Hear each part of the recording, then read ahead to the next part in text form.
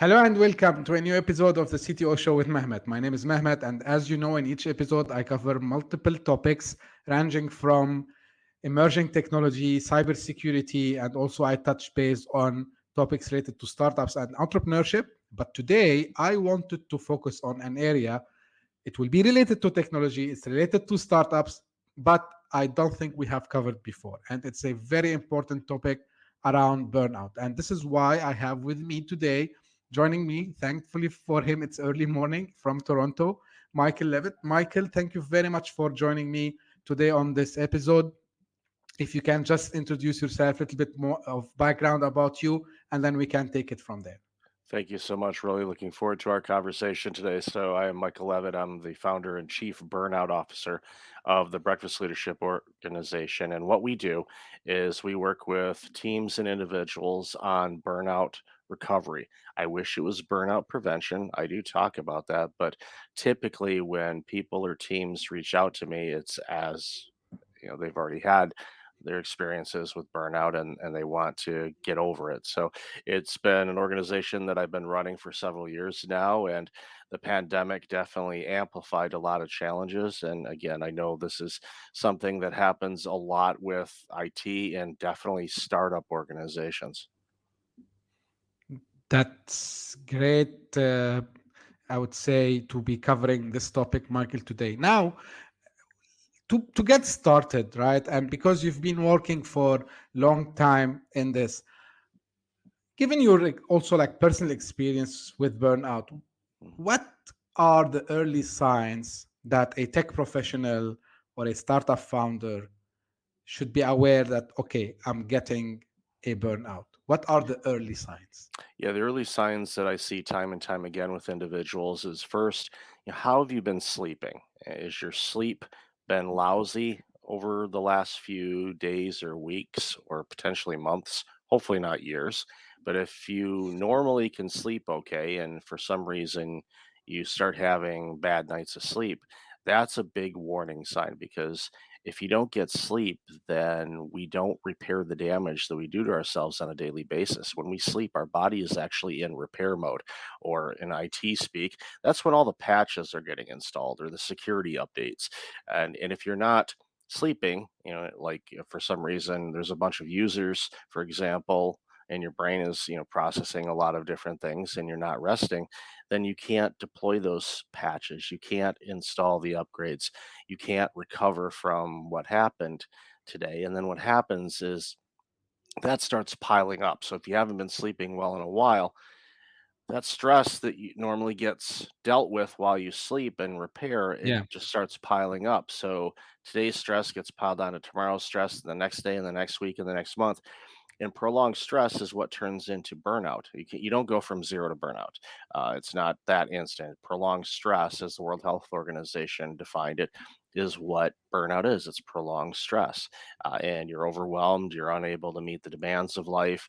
You're fatigued. You're mentally and physically drained, and just life is bad. Another sign, of course, is are you making more mistakes at work, or Hmm. is your head in a cloud?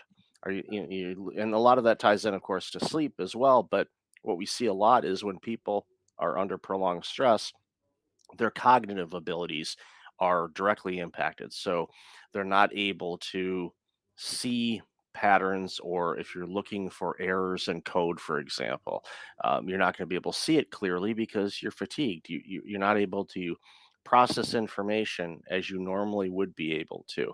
So that's another sign of it. Like lack of Um, focus, Michael. Like lack of focus, inability to comprehend what people are saying to you. You could have a conversation, and for some reason, you're not comprehending what they're saying to you. So that's definitely a big issue. Another sign that we see a lot, coupled with fatigue, is your eating habits. Are you not hmm eating normally? Are you eating quick food type of thing or fast food and not taking the time to actually sit down and eat? Are you literally driving to the restaurant, getting carry out, and eating it in your car going back to work? If you're not taking a break to digest your food properly, that's going to cause some impact as well. And of course, food is energy. So if you're not hmm getting the right foods for you, then that's going to impact your ability to sleep as well as the energy you have. And then another sign I see a lot is, and it ties into the fatigue and being worn out, is you're more irritated by things. Little things that normally wouldn't bug you start Mm-hmm. bugging you and you get mad. So if that client doesn't sign that deal, or you're ordering things for your startup and they're not being delivered on time, or they ship the wrong things, you start swearing or throwing things around or get really really upset when it's really not a huge deal typically. But when you're burned out, little Mm-hmm. things become big things. That's a great start because we get to know now about the signs or the early signs. Now, again, because and I actually your title is also catchy, to be honest with you, Michael, Chief Burnout Officer. I'm sure like you deal with a lot of people who face this burnout. Usually, what are some of the specific factors that lead to burnout specifically in our tech industry? I think in the tech industry, as we know, we talked about this in the pre-show a little bit, it's one of those industries that promotes the 99.9% uptime. Well, everybody Hmm. goes, "Oh, that's great. That's you're always up." Yeah, but that takes effort. That takes a lot of time and preparation with cybersecurity and patches and upgrades and changes to code, especially if you're using an outside platform. Let's say you're using something from Microsoft and they roll out some type of update that they really weren't clear about. Usually doesn't happen, but it has in the past. And all of a sudden that breaks half of your system. So you're scrambling, trying to figure out how do we get this back up and running. Your customers are upset because they can't access whatever they use through your system. So you're stressed. And again, if you're fatigued, you're not going to be able to see the errors as quickly because you're just frantic and you're trying to stop the pain type of thing. So uh, the problem with all of that is, yeah, again, going back to what we said before, if you're not taking care of yourself from a physical standpoint and a mental standpoint, that's setting you up for stressful situations and not being able to navigate through them a lot. Another thing that we see a lot, and again, this is a huge challenge in every sector, but definitely with startups and IT for sure, Hmm. is you need to have boundaries around when you work and when you don't. And I know in a startup, many times you're changing from a job that you work a certain number of hours a day is a startup where, especially if it's just you or maybe a couple people, excuse me, couple people, you are working a ton of hours. And because you're trying to get the business built up, you're trying to be successful, you want this thing to be successful. So you put in all this time and effort. But the problem is, all that time you're putting in, after a certain number of hours during the day, your productivity drops dramatically. Doesn't matter how gifted or skilled you are, you're not going to be as productive if you're working on hour 14 than you were if you were working on hour 5. So you have to understand that things take time. And I know in many cases with people that are entrepreneurs, they need this to be successful right away, and unfortunately, as we see with the stats, a lot of businesses fail because it takes time to build out a business. It takes time to get everything set up. So Hmm. it's one of those things where when I hear people say, well, I want to launch my own business, I do give them a strong recommendation. Don't leave your job and go all in on this yet. You need to get the foundation, get everything set up, figure out who your customers are, how to reach them, how to market, all the things that are encompassed in running an organization. You want to get that set up. Does it stretch it out? Does it take longer for the business to grow? Yeah, but you're also not in this desperate situation where you need to have it generate money, because if it doesn't, then you've got the financial stress, which, in my personal opinion, I think is the worst stress there is. And the reason why I say that is when you are struggling with money and it's impacting your ability to pay bills, I don't think anybody thoroughly loves paying bills, but Hmm. we do love the ability that we can. And when we can't pay our bills, that's an ego hit. We take it personally. We feel like we've let somebody down. And it just has this domino effect on all the other things. So Having boundaries around when you work and when you don't is critical, and making sure, again, going back to the signs, make sure you're eating the right foods for you, make sure you're getting a proper amount of rest. And I didn't mention this before, make sure you're getting some activity in too. I'm not going to tell you to go to the gym and become, somebody that exercises, Yeah.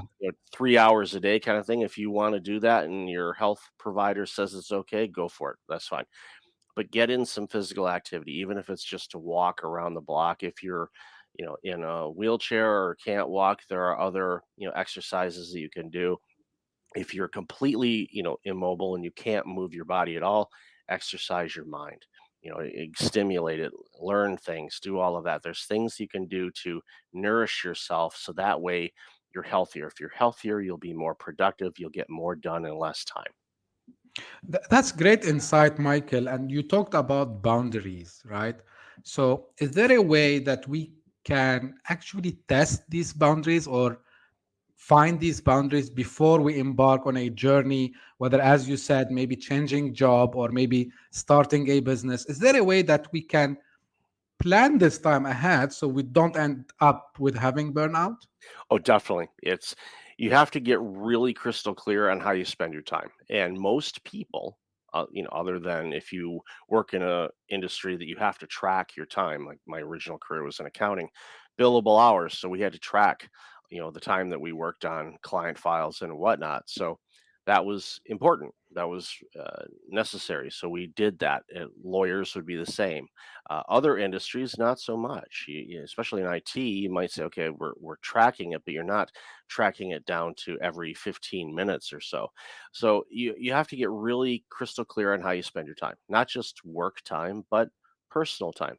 Because what happens is when you actually track how you spend your time and you use some type of a tracking system or code, your meetings versus tasks versus other things that you do, you get a better understanding of how you actually spend your time. And what you'll find in most cases is there are some inefficiencies in how you spend your time. You're not grouping like tasks together, and what that means is you might be using both sides of your brain on certain activities, which, like, well, that's not a big deal. It's good to use my Hmm. my whole brain. But if you can batch like minded tasks together, you flow easier, because if you're using your left side of your brain on things, if you group the projects or tasks or adventures that you do that is using that side of your brain more, if you group those things together, shifting between the things is easier. If you're zigzagging back and forth between using your brain on things, it's going to take a little time, not a lot, but it's still straining. So, when you have a better understanding of how you spend your time and the work that you have to do as an entrepreneur, then you get a better idea of what needs to be done. So, for me, one of the things that I do is every day in my work week has a theme. Now, this has been developed for me over time, but one of the things I do is every week I know what I'm going to be doing on Mondays. Mondays is usually my outreach for looking for speaking engagements, because I'm a keynote speaker. So I look for speaking engagements, follow up with people, and whatnot. Tuesdays are for intro calls or follow up calls or meetings or whatnot. Wednesdays tend to be, because I have my podcast show as well, Hmm. tends to be the day that I schedule my podcast interviews. Thursdays and Fridays, I don't schedule anything in advance. And the reason why I have those days open is if something comes up earlier in the week that I need to have a follow up on, or something gets canceled, or we need to shift it, or it takes longer than I thought it would, I've got Thursday and Friday to play with. Or, if I'm going to be on a show, for example, then, I usually will look at a Thursday or a Friday or maybe a Tuesday, sometimes Wednesday, depending on how booked my day is. Hmm. But I have themes like, what is today? Okay, today is and we're recording this on a Wednesday. So I know what I typically do on a Wednesday. I don't have to look at my calendar. I do, of course, but I know what day it is. So even before I look at my calendar, I kind of have already in mind what I'm going to be working on today.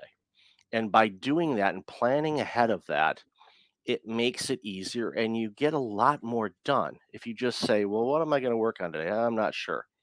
Well, Hmm. you know what? It's going to be in the afternoon and you're still not going to be sure. If you schedule your things. Make sure you schedule breaks. Do not skip those. Just because you're working for yourself doesn't mean you skip breaks. If you're working for a company, you have breaks.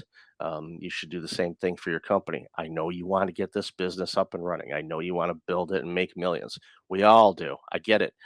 But if you break, then by the time you are successful, if you happen to get there, you're going to be too wiped out to enjoy it, and that's not worth it. It's simply not worth it. So pace yourself. This is a marathon. You don't go crazy running, like full blast, because you're not going to hit the 26-2 mark. If you do that, you have to just pace yourself, understand how you are. There are going to be days which you're going to have a little bit more discipline, or excuse me, momentum than others. Discipline is a key thing to factor in. You have to be disciplined because there's going to be days you're not going to be motivated to do the things you want to do. But if you have the discipline, then you'll still fight through it because that's what makes up entrepreneurs is the discipline. Yeah, great. And this reminded me also because I think there's a book, I forget the author name, but like about also like sometimes we need to slow down to go fast. And, Hmm. like you need to allow yourself that sometimes you need some rest. Like it's okay not to, I mean, squeeze yourself into the schedule. And I honestly, Michael, I learned this also the hard way because I was thinking that the more I do meetings, the more I do calls, the more I sit in front of my laptop or whatever, I would be more productive. And then I figured out, no, like it's okay some days, as you explained, just not take it off, but I mean, make it for something else, right? So this is really, I would say, useful advice from you. Now, again from your experience, and because we are touching also on the tech and startups, of course burnout has a huge impact on the health and well-being, but how do you see its impact on innovation, on leadership, on being productive? Like what are some of the things you can tell us about? Yeah, it's very important for organizations and employees to recognize that burnout is literally robbing society of better products and services. Because if your team is fatigued and burned out, they're not creating the best work. They're not being the most productive. They're basically just doing bare minimum. We've heard over the last few months and year or so the thing called quiet quitting, where people were Yes. just basically doing the bare minimum to do their job. And I am one that bothers me a lot because, and I understand why people do it, because they feel overwhelmed and they feel that they're not being heard by management saying, look, you're putting too much work on me. So they say, okay, I'm going to force your hand and I'm just going to do what my job description says I'm going to do. That's all I'm going to do. I'm going to punch in at 9 a.m. I'm going to punch out at 5. I'm going to take my breaks. I'm going to take my lunch. I'm not going to bring my phone. I'm just literally go robotic. And that creates a culture of not wanting to give and grow. And again, I understand why people do it, but what happens when people, do that kind of thing and they quiet quit? Let's say they finally give up and they say, I'm going to go work somewhere else. So if they've been quote unquote quiet quitting for several months, now they go into a new job. They have not been giving their all for a while. All of a sudden, they're in the new job. Much like a new relationship where you're dating somebody, you're trying to put your best foot forward because you want that other person to like you, and maybe the relationship will, prolong or get longer, or maybe marriage or whatever. Same thing with the work environment. When you're in a new startup or a new company, you want to demonstrate, yeah, they made a great decision to hire me, but if you haven't been working hard and all of a sudden you have to work hard, it's kind of like you used to be a runner, then you quit running and you're not in shape. And then you say, okay, we got a marathon coming up in 3 weeks and you haven't ran in a year. That's not going to look pretty. You might hurt yourself because you're not used to it. So yeah, burnout impacts productivity. So if you're an organization, figure out what's happening with your teams. Yes, I understand, in many situations with the economic challenges that we're seeing around the globe, that you may not be able to bring on as many people. So people are right now, in many cases, especially in IT, and this has been the case ever since the Great Recession in the U.S. back in 2008, and even going back to the dot-com era, Hmm. where when the dot-com bubble burst, a lot of organizations cut their IT staff dramatically, and they never brought those people back. So what happened is the people that survived, congratulations, now you're doubled up on your work or maybe triple depending on the situation. And they said, well, when things turn around, we'll bring people back. Well, they figured out, hey, we can get more work out of this one individual. Why do we need to hire two? And we've Yeah. seen that. And I have a family member that happened to. And it was atrocious what that organization did. And they had the financial wherewithal to bring on additional staff for the IT department, but they chose not to. And he ended up leaving and finding another role, and it was the best thing for him. But it left a mark, to say the least, and it was unfortunate to see that. But unfortunately, we see that a lot of organizations where people just they overwhelm their employees, they give them too much work, they don't keep track of it. And in defense of management, because I see this a lot, what happens is managers will delegate work to their great employees. It's like they're great, they get a lot done.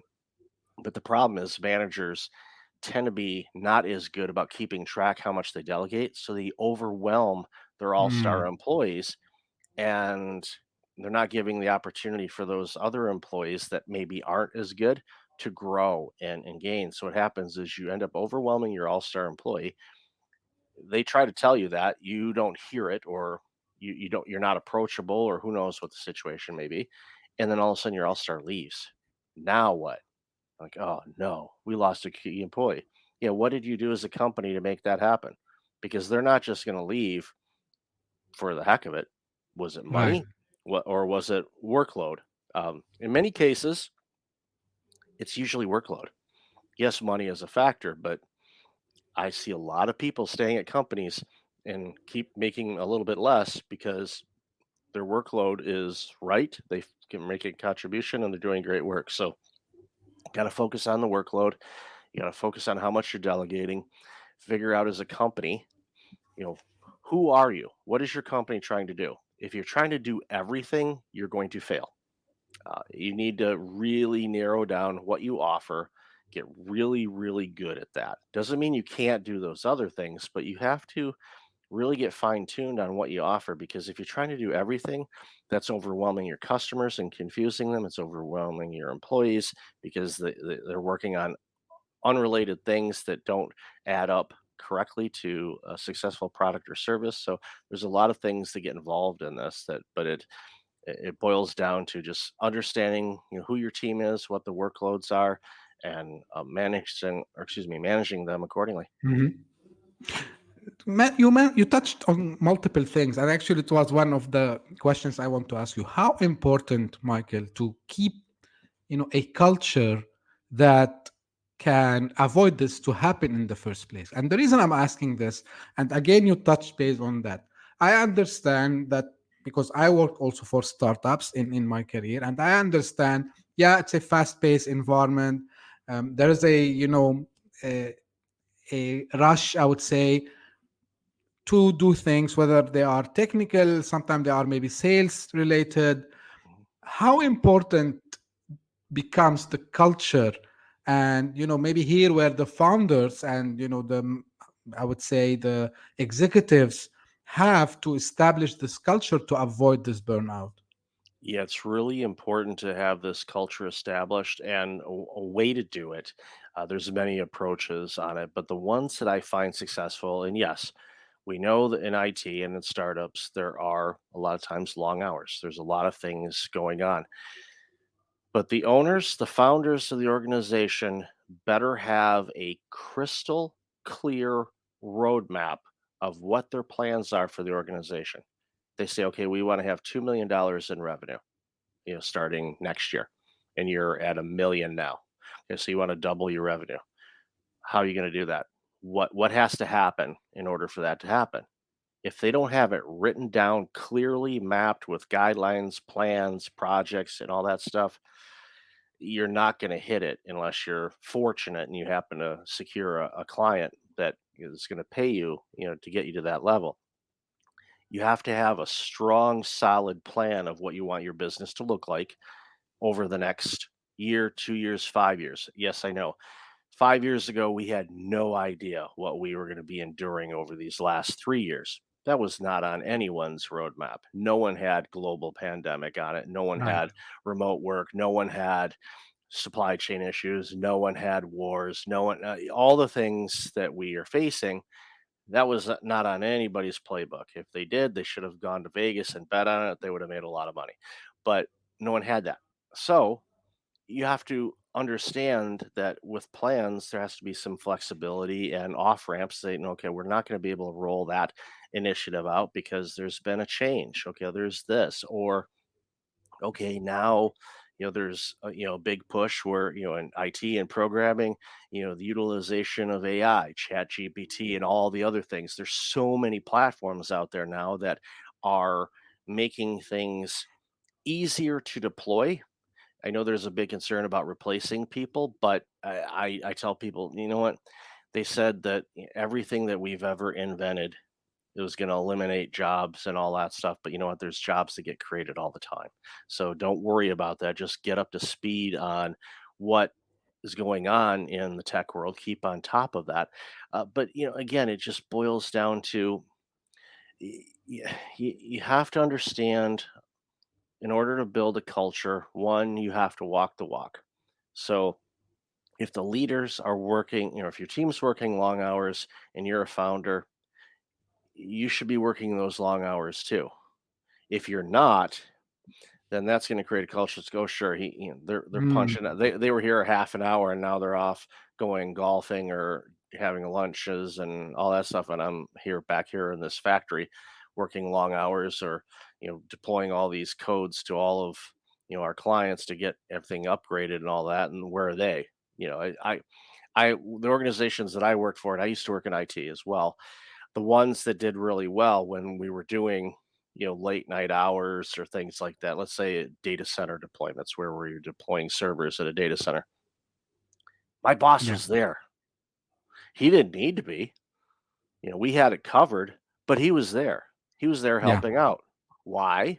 Two reasons. One, he wanted to make sure that we had everything we need. Number two, I'm sure he was making sure we weren't screwing around and just not working, which we wouldn't because we wanted to get home. But also it helped him keep up to date as to what we were facing, because he saw some things like, you know what, next time we're going to order these instead of this, or we're going to switch to this server size because even though the performance is a little bit less, we can deploy more and we can do some things with it because we had it in the budget to be able to do that. That would have never happened if he didn't go on site when we were deploying these data centers. And the conversations and the weekly meetings, they don't have to be micromanaging meetings, and he certainly wasn't, but we kept him up to date as to what was going on, and he was very supportive. Probably one of the best bosses I've ever had. And that was 2 decades ago, but I Mhm. constantly think of him, and I borrow a lot of his leadership practices and styles in how I lead and how I've led organizations in my career. So it left a mark on me because I was paying attention to it, and there was no burnout in that organization, and it was a startup. It was a startup, and we were growing dramatically, but it was a startup. But I wasn't burned out. Were there long hours? Of course. Was there travel? Yes. But I had a blast. Why? Because I was allowed to do the work that I needed to do. I was given all the tools necessary to be successful in that job, and the ownership were present. They weren't, some, venture capitalists off in Never Land.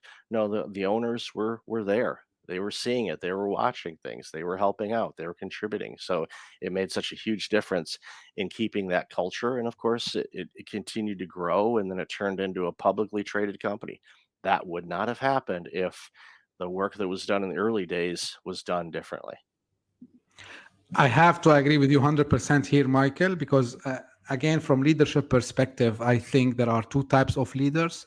There are the types who, as you mentioned, the guy would be with you on the ground, whether he's there to supervise you or, but he gives or she gives you the feeling that I am with you in this, Hmm. which is great. And you have the other type of leaders, and I'll put it between quotes, who lead, I would say, manage behind a screen and behind spreadsheets, and they just give orders, and they think that, yeah, that let them figure out that by themselves. And I've seen people get burned out because of this. So you touch base on a very, very important point over here. Now, Michael, when I was preparing for this, I get to know that like you are a certified NLP and CBT therapist, right? And like, can you explain how do you use these, I would say, techniques in and strategies with you know, and this might give some ideas to fellow people in tech and in startups. Yeah, for me, I obtained those certificates after I started doing the work that I was doing with burnout coaching and giving guidance and keynotes. And the reason why I obtained them, and I used to work in healthcare, so I was a director or a CEO for multiple site healthcare clinics, and yeah, I worked with our clinicians, and we had mental health clinicians as well, and therapists and whatnot. And I always had like a slight interest. In my minor, it wasn't officially declared, but I had a minor in college in psychology because I wanted to have an understanding around how people think, and so it's always been a part of a curiosity that I've had. But what I was coming up against again and again when I was working with people on burnout prevention, and recovery, is you can stop your burnout quicker than you think if you implement some things, take better care of yourself, set boundaries around how you spend your time, eat better, get your rest, be able to communicate with your team, and have a manageable workload. You can stop burnout. But the deeper work is figuring out why you burned out in the first place. And yes, it might be the overwhelming amount of work, but there's other components involved. There's thoughts, beliefs, habits. Why is it important for you to launch this startup? Why is it important for you to work at this startup? What's important to you? Why do you want to do this? And you start going down a series of questions to get people to think and reflect on why they made the choices that they make.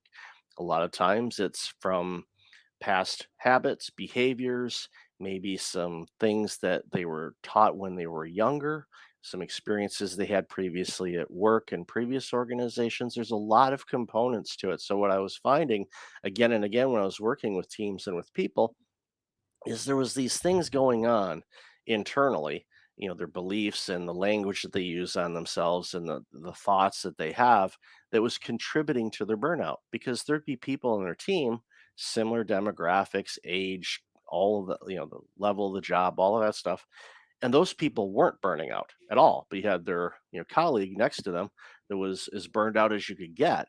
You're like, okay, what's the difference here?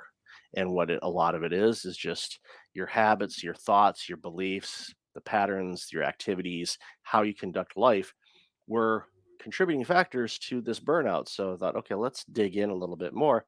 And I found that cognitive behavioral therapy and NLP therapy uh, were very helpful in me in getting people to kind of look within to figure out, okay, what am I doing in this? Because it's easy for us, and I see it all the time. Employers are burning me out. I'm burned out at work and all this stuff. And we're pointing fingers and blaming the company. But there's a common denominator, and that's you. You're responsible for your burnout, not your boss, not your company. You.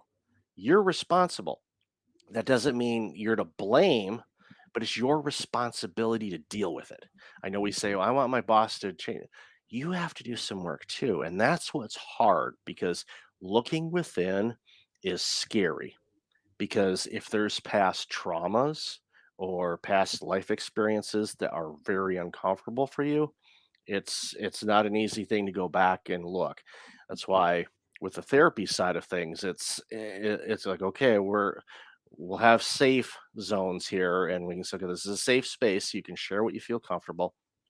If this is something that's too much, we'll call time out, we'll stop and reflect accordingly. But what I found is by doing that and implementing some therapy techniques in the work that I do without being, actual therapy session, I was finding Hmm. that people were getting deeper to the causes of why they burned out in the first place.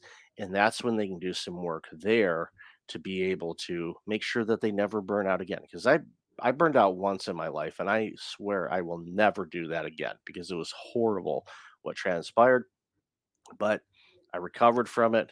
I live a better life now, very happy, and I don't want anybody to go through it. So the idea is get through it, figure out, how to get yourself back to your version of normal, and then do the work to figure out why did you burn out in the first place so you can make some adjustments so you never burn out again. That's a very good, I would say, insight, Michael. Before we come to the end, just and actually, I should have asked you this question before, but is there any certain type of personality that they are most likely to get burned out than others, or is it something that everyone could face it?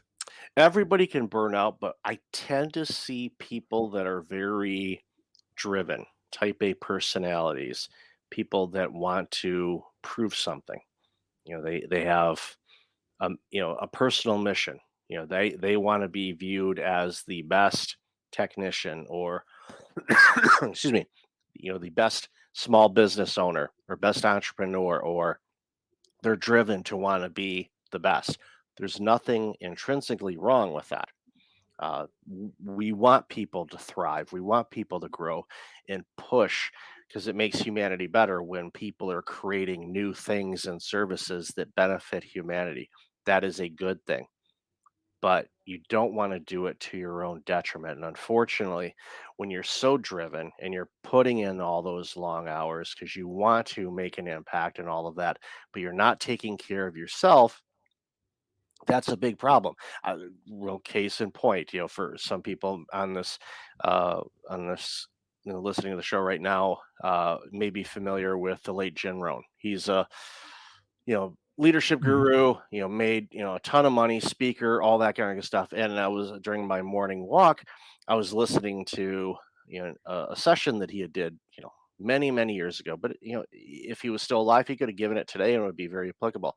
He was talking about somebody that he knew that owned racehorses, and the Kentucky Derby and the Preakness and all those races in the U.S. are going on in May and all that good stuff.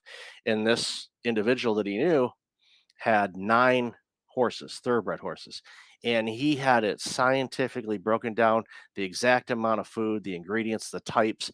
These horses were taken care of as best as they possibly could be, living the best lifestyle, eating the right food, getting the right amount of exercise, and all of that stuff.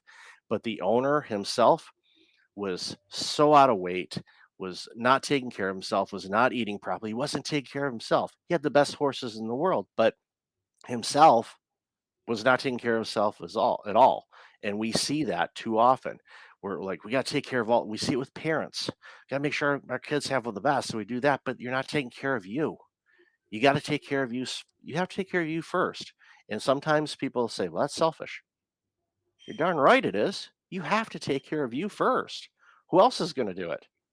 There's Right. only you there's only one person that you'll ever spend the most amount of time with in your life, and that's you. No one else. You. You're always with you. You got to take care of it. Give yourself the best chance to be successful in life and figure out what that means to you because everybody's definition of success is different. But you have to take care of yourself, both mentally and physically, because if you do that well, then the other things you'll do well as well. I have to agree with you. And again, I was, thinking before that, yeah, like, why I should care about myself, like, myself will be okay. But then I figured out, like, yeah, there's nothing wrong actually to take care of yourself, because if you don't take care of yourself, you cannot take care of your family, the people around you, and maybe your staff later on if you are a founder. So that's really a good insight, Michael. Now, before we come to an end, anything like you want to share from your experience, any final, I would say, recommendations for people working in tech in general? Yeah, just one, make sure that you get plenty of rest. I know there's going to be some long days, but make sure you focus on your rest. Find the foods that are right for you. I'm not telling you not eating fast food, but figure out what foods give you the natural energy you need so you don't have to load up on caffeine so you have the big spikes and all that. Figure out what foods give you the energy. That'll go a long way for your health, your mental health, your digestive health and all of that. And make sure even when you're working those long hours that you still do things in life you like doing outside of work. Even if you're only doing it for a little bit, or maybe you used to go out, a couple times a week with your friends. Okay, maybe go out once a week or once every couple of weeks. Continue that, because when people are working too many hours or they're overwhelmed and burned out, they start cutting out those things in life that they enjoy doing. And that's the worst thing you can do. Make sure you still have things in life you enjoy doing and do those as often as you can, because when you do that, then it harmonizes your life a little bit better and it helps you get through those busy times, and you end up being healthier and you enjoy your work more. I have to agree again, Michael, because from personal experience, the best thing I found is also like if you find a book that makes you feel better, read a book, continue reading the book, and Mhm. exactly what you mentioned, like don't punish yourself, because at some stage I did this mistake like a couple of years back. Oh no, if I go now with friends, like oh I will be like missing out from my work, like I would feel like I'm lazy, but 100% right. I think it was a very informative, I would say, episode today with you, Michael. It's something that I wish everyone would follow, the advice that you gave, because we are living in a very fast paced in environment, and everything seems overwhelming, but I think we can simplify this. And one more thing I want to add to what you mentioned, Michael, about the AI and ChatGPT.